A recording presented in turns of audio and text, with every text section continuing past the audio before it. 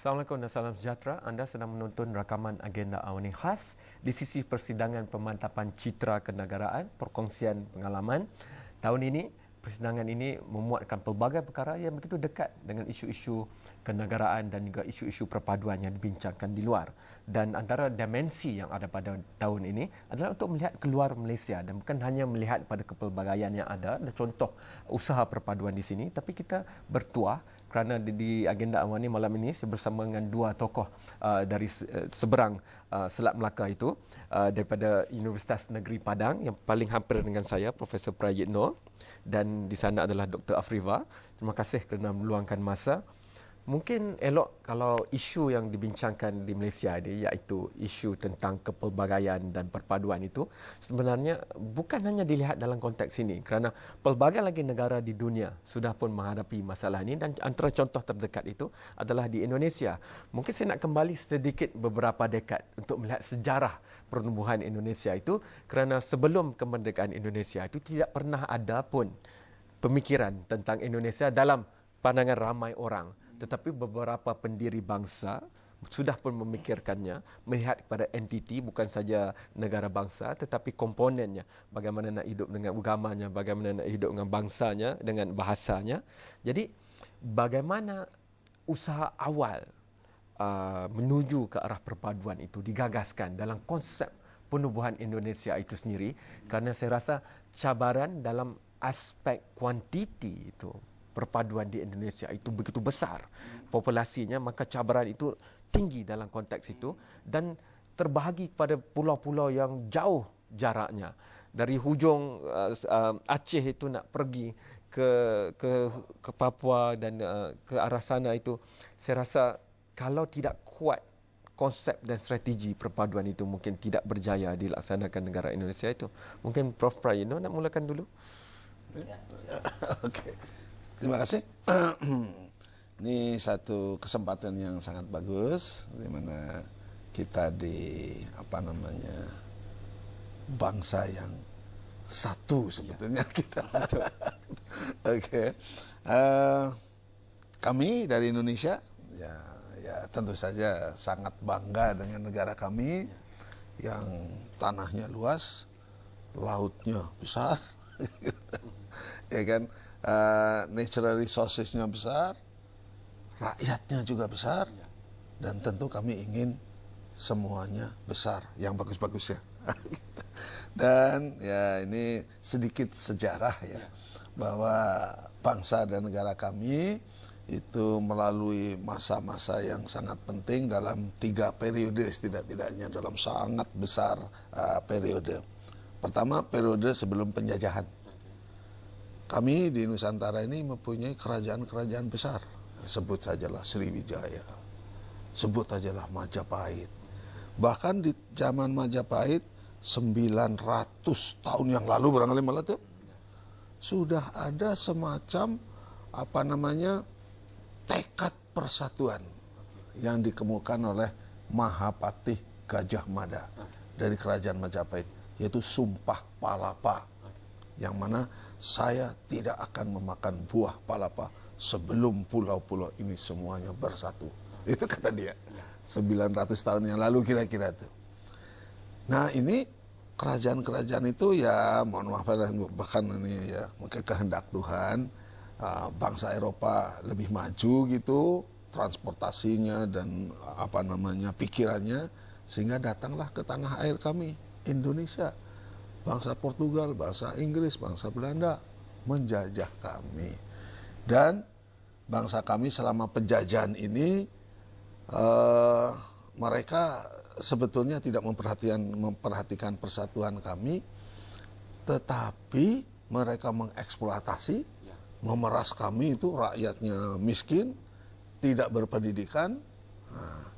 Tetapi alhamdulillah Tuhan mengizinkan penjajah itu tidak begitu berpengaruh kepada kami. Buktinya tidak ada suku bangsa kami yang betul-betul mau mengadopsi budaya maupun bahasa Belanda.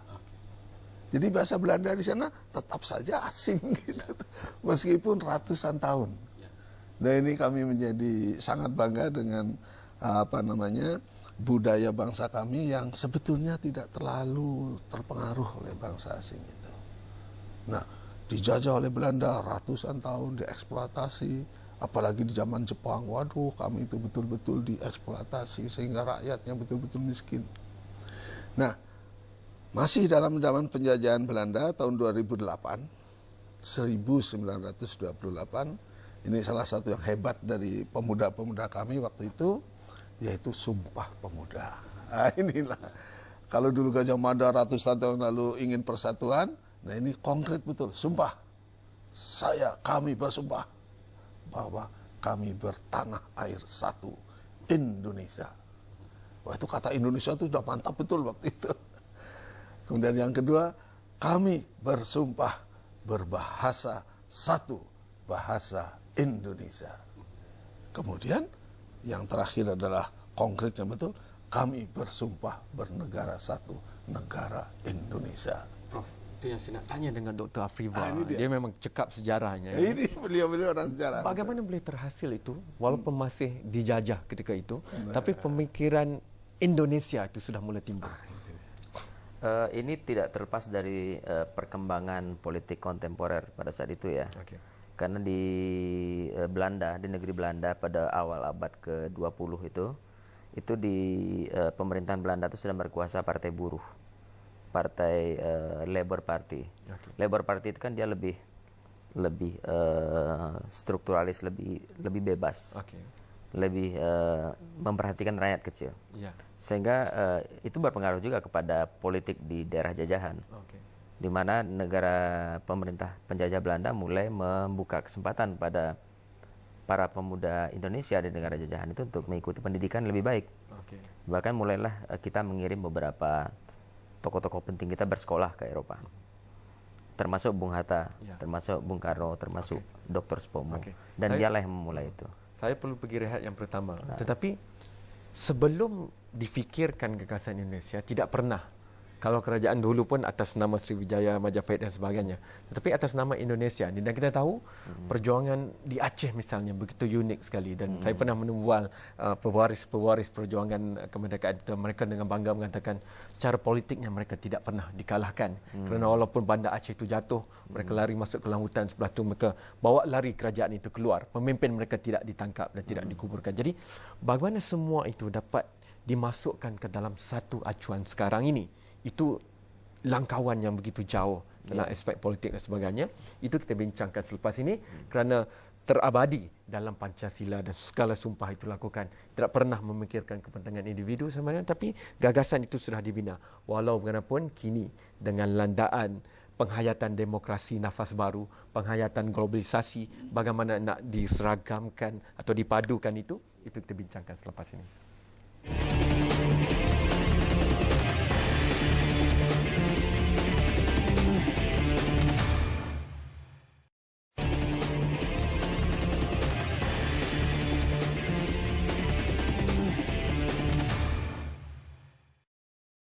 Terima kasih kerana masih menonton rakaman agenda Awani Khas. Terima kasih kepada Institut Kajian Etnik kita dan rakan-rakannya yang memastikan bahawa Astro Awani boleh berada di sisi persidangan pemantapan citra kenegaraan, perkongsian pengalaman, dan perkongsian pengalaman di agenda Awani kali ini adalah tentang pengalaman di Indonesia. Dr. Afriva, kalau boleh teruskan sejarah itu dengan kewujudan Indonesia itu, kerana semangat dan strategi perpaduan itu telah pun disulam dalam itu sebenarnya. Jadi saya akan ingin mengatakan bahwa sebetulnya kaum intelektual yang memulai kesadaran terhadap sesuatu yang bernama nation itu.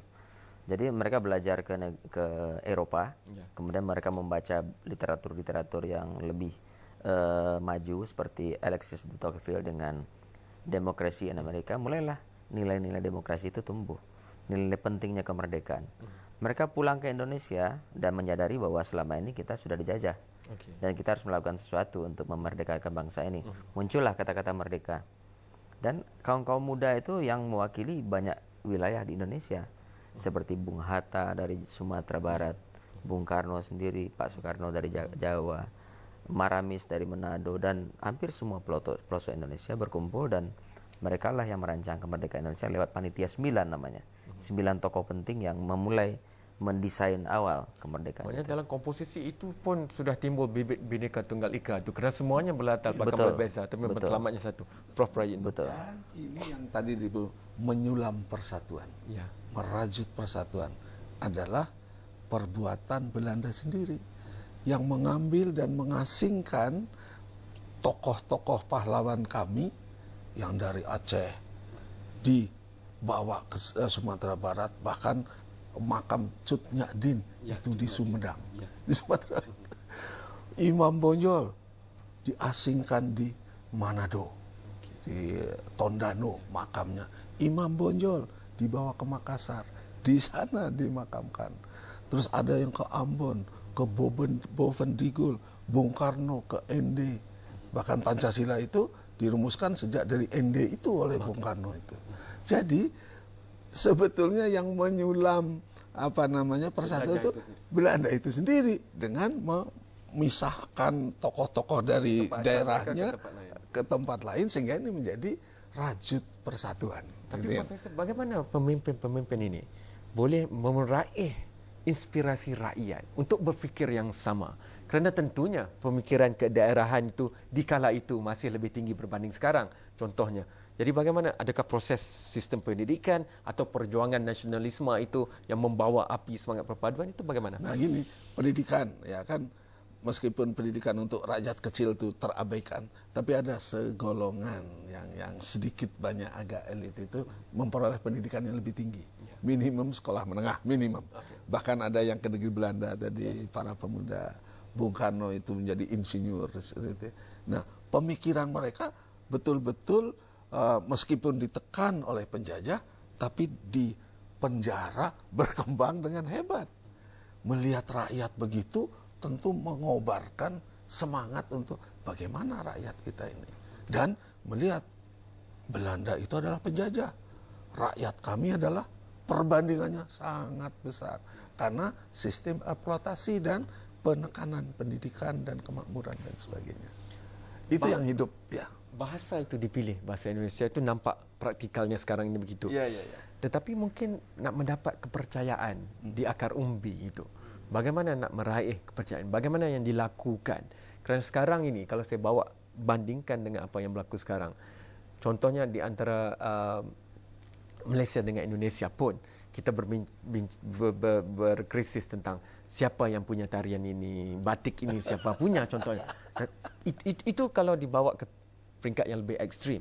Tetapi tentunya masa itu pun itu sudah berjaya dilampaui dengan mungkin pendidikan dan nilai sebenarnya. Pandangan Dr. Afrifa. Kalau saya berpikir malah begini, ketika pada saat itu kita memiliki keterbatasan komunikasi ya, justru kita tidak banyak membanding-bandingkan dengan daerah lainnya lebih maju. Saya terbelakang, daerah lebih maju gitu. Justru dengan adanya komunikasi dan media, kita menjadi lebih bisa mengatakan bahwa kita tidak seberuntung daerah lain. Sehingga itu mendegradasi masalah persatuan kesatuan. Pada saat itu yang ada di pikiran kita adalah kita memiliki musuh bersama, common enemy, yaitu penjajahan dan rasa tertindas gitu kan. Sehingga kita menjadi bersatu. Nah sekarang itu kan itu yang sedang menjadi topik yang lebih rumit untuk dibahas. Prof Prayitno, kepelbagaian etnik ataupun etnis itu dalam konteks Indonesia lebih jauh tinggi berbanding Malaysia, dan itu membawa bahasa berbeza, mungkin agama berbeza. Jadi bagaimana strategi Indonesia dalam menghadapi itu dulu dan sekarang? Nah, saya pikir dari Pancasila kan pertama itu ketuhanan yang Maha Esa, kedua humanity. Nah, di sana nih saya kira kunci daripada kesamaan kedudukan etnik apapun juga. Dan sesungguhnya dengan bangsa apapun juga kami terima itu. Sehingga nationality kami itu tergabung dengan internationality sebetulnya. Jadi di situ intinya. Oleh karena itu tadi saya bicara tentang karakter. Human character. Genuine human character. Itu kemanusiaan itu landasannya. Dan pada awal perjuangan Indonesia negara bangsa itu dia diwakili oleh ketokohan kepimpinan yang pelbagai itu. Saya perlu pergi rehat yang terakhir, tapi apabila kembali saya sentiasa kagum dengan apa yang dicapai kerana saiznya sentiasa besar dalam apa juga pencapaiannya. Tetapi masalahnya juga besar.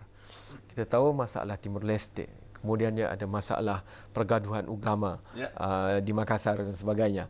Jadi sekarang juga di Malaysia tidak ada pemikiran dan strategi dan biro berhadapan dengan terorisme tempatan. Tapi di Indonesia saya berpeluang bertemu bual dengan mereka yang pernah berhadapan dan cuba mengembalikan bekas-bekas teroris pengganas ini untuk kembali ke dalam masyarakat.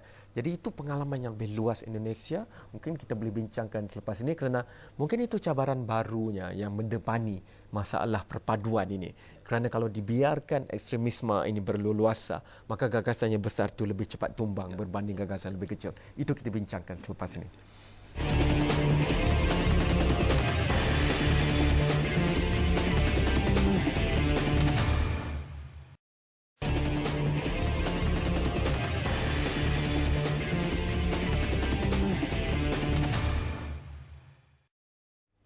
Anda masih menyaksikan rakaman khas agenda Awani di sisi persidangan begitu penting yang membicarakan tentang kepelbagaian dan juga perpaduan persidangan pemantapan citra kenegaraan, perkongsian pengalaman dan pengalaman Indonesia yang kita bicarakan. Mungkin saya nak mulakan dengan Dr. Afriva.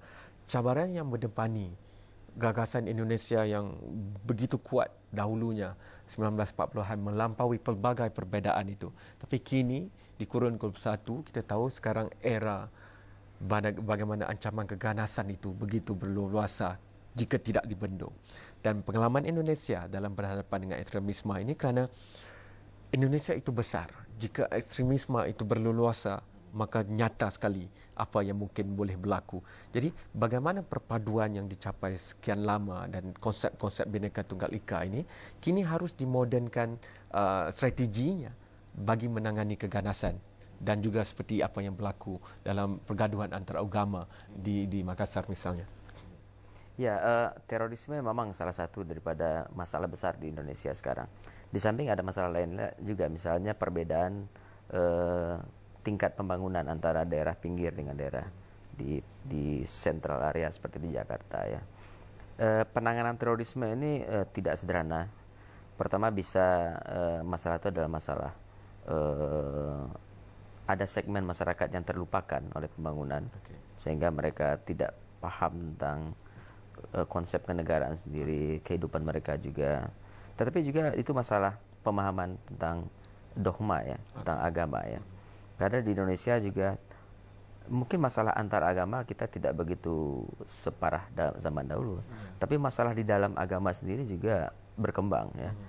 Islam Syiah dengan Sunni misalnya, moderat dengan radikal. Di Malaysia kita kenal bahawa ada pihak di Indonesia yang Adil Adha ataupun Adil Fitri lebih dahulu dirayakan berbanding dengan satu puak yang lain. Tapi itu diterima di Indonesia. Ya, itu masalah kecil sebetulnya, tapi bagi umat itu bisa menjadi masalah besar ya. Artinya ibu-ibu yang sudah menyiapkan ketupat, tidak jadi ketupatnya karena pengumumannya hari rayanya besok gitu kan, diundur gitu kan. Masalah kecil, tetapi bagi ibu itu mengganggu gitu kan. Kenapa kita tidak bisa bersatu dalam soal yang kecil saja, penetapan hari raya. Padahal sebetulnya isunya kan isu antara penghitungan saja, masalah penghitungan bulan gitu kan dan lain-lain gitu kan. Nah, otoritas agama saya pikir perlu mengambil peranan di sini ya. Majelis Ulama misalnya, karena organisasi Islam Indonesia kan juga sangat diverse, sangat beragam ya, dengan berbagai macam aliran. Mungkin jika difokuskan pada usaha untuk berbaik di antara satu sama lain. Dan saya rasa contoh literal yang paling nampak di depan mata apabila berkunjung ke Masjid Besar Jakarta itu, betul-betul bertentangan di depannya adalah gereja yang besar. Dan ketika hari raya, pihak gereja membuka kawasan gereja untuk umat Islam meletakkan kenderaan dan sebagainya, dan begitu juga sebaliknya. Jadi contoh itu yang perlu dikembangkan, Prof. Prayitno. Nah, sesungguhnya ini mohon maaf, dalam Islam sendiri kan ada ayat tentang ada kaidah yang mengatakan agamamu agamamu, agamaku agamaku. Saya pikir ini kaidah yang sangat besar yang ya kebebasan memeluk agama, dan ini diperbolehkan oleh Pancasila, Ketuhanan Yang Maha Esa. Jadi agamaku agamaku, agamamu agamamu, mari kita bersatu. mari kita berdamai, mari kita hidup bersama-sama. Mestinya kan begitu. Masalahnya adalah ada yang ekstrim membesar-besarkan yang tidak perlu dibesar-besarkan.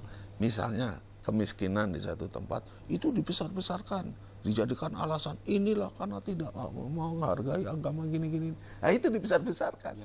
Mestinya kan kembali kepada agama itu adalah apa yang mestinya diperbuat yang terbaik oleh setiap orang, agama apapun juga.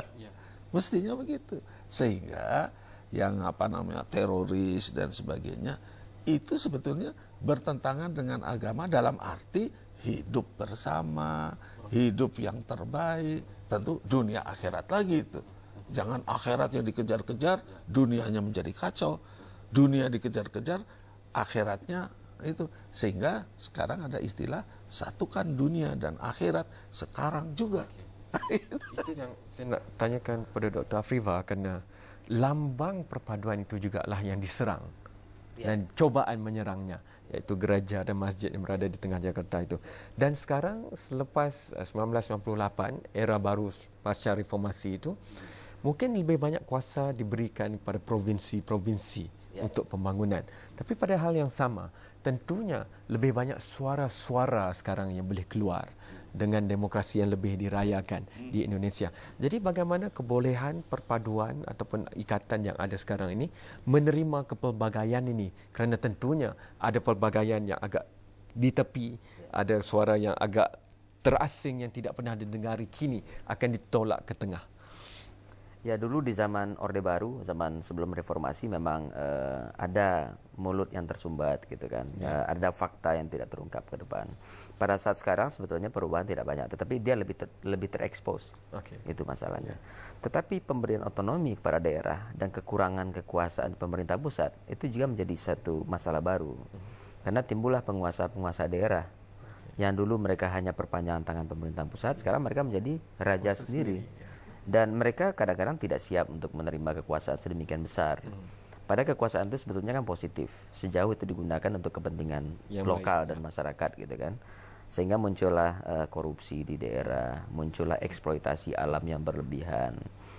Memang demokrasi itu perlu suatu prakondisi ya.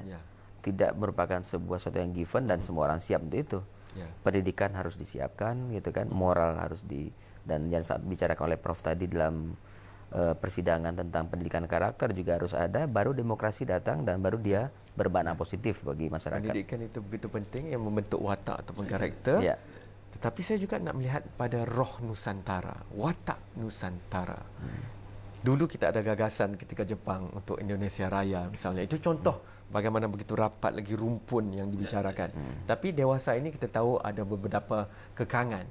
Dan kerana Prof. Priyatno antara yang pertama merasai kemerdekaan Indonesia, golongan muda ketika itu, lahir tahun 1940, dah melalui kempen Ganyang Malaysia tahun 60-an dan sebagainya. Bagaimana kita harus menuju ke depan? Kerana sayang jika kita banyak kesinambungan yang sama tetapi tidak membangunkannya bersama untuk berhadapan dengan era baru kurun ke-21 ini. Nah, ini dia. Nah, kalau kita bicara tentang pendidikan, khususnya sekolah, maka kita bicara kurikulum dan implementasi dari kurikulum ini. Jangan-jangan kurikulumnya bagus, tapi implementasinya tidak memadai, nggak tercapai juga. Sebaliknya, kurikulumnya kurang, tapi implementasinya hebat, bisa bagus. Nah, ini dalam kaitan itu, maka kami bicara tentang character in education, not just character education, because character is the fundamental for all aspect of education. Nah, ini dia. Itulah makanya kami tadi bicara itu tentang landasannya apa. Landasannya secara filosofis adalah G9 human values. Dikonkretkan dalam alhamdulillah di negara kami sejak awalnya Pancasila. Itu dia. Nah, sekarang bagaimana mendidik anak-anak muda sejak awalnya, sejak sedini mungkin sampai dengan student di perguruan tinggi. Memahami betul karakter ini. Dan inilah yang menjadi tugas kami di lembaga yang sekarang ketuanya Pak ini, yaitu lembaga pendidikan karakter untuk mengembangkan itu sebagai kurikulum as the subject matter dan implementasinya yang pertama kali. Saya rasa Prof dan Doktor perlu kembali ke Malaysia untuk kita menyambung. Mungkin kita fokuskan diskusi khas tentang lembaga pendidikan karakter ini, dan mungkin kita boleh terus sejak kecil lagi untuk rakyat kedua-dua negara ataupun warga kedua-dua negara terdedah dengan Indonesia di Malaysia, terdedah dengan Malaysia di Indonesia untuk memikirkan kesatuan Nusantara itu. Terima kasih banyak kerana meluangkan masa. Terima kasih kepada anda kerana telah menonton rakaman khas Agenda Awani, dan terima kasih kepada Institut Kajian Etnik dan rakan-rakan mereka yang telah berjaya membenarkan Astro Awani di persidangan pemantapan citra kenegaraan perkongsian pengalaman. Sekian, selamat malam dan terima kasih. Alhamdulillah.